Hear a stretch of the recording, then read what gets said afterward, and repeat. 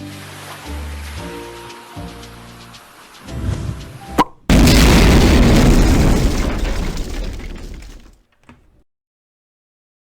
last thing he wanted is the latest Netflix original movie to 1. Be released with no promotion or confidence despite an impressive cast, and 2. Have an unfortunate title that you can tell that they didn't really think through.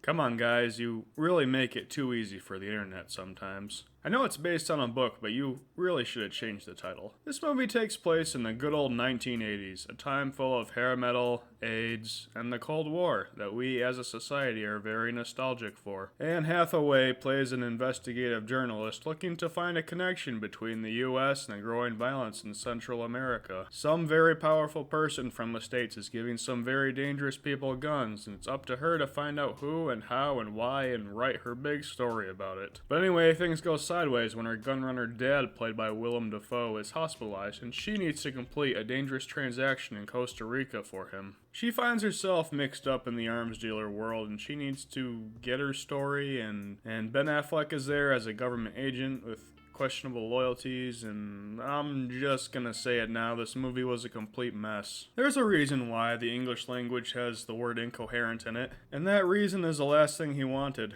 I had heard that this movie was confusing before I'd seen it, so I was prepared to watch closely and keep everything straight, but somewhere around the 50-minute mark, I realized that I was hopelessly lost. That's when I realized that I was dealing with 2020's The Snowman, a movie so convoluted, so nonsensical, so sloppily edited, that it might not have even finished filming. It's very apparent that this movie was based on a novel because it suffered highly from excessive expository dialogue and voiceover monologues. Film is visual, novels are not.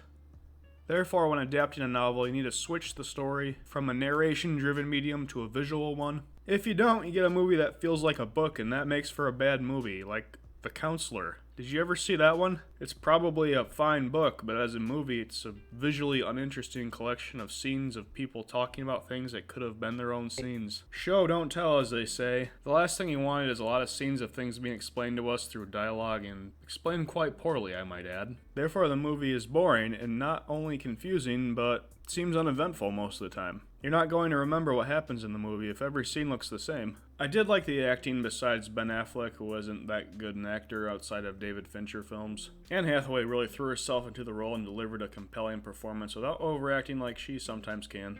Willem Dafoe was wonderful in his handful of scenes as a narcissistic man with a weak grip on reality. There's a scene in which Hathaway reminds him that his wife has died, and his acting made it the best scene in the movie. Overall, I'll give The Last Thing He Wanted a 4 out of 10.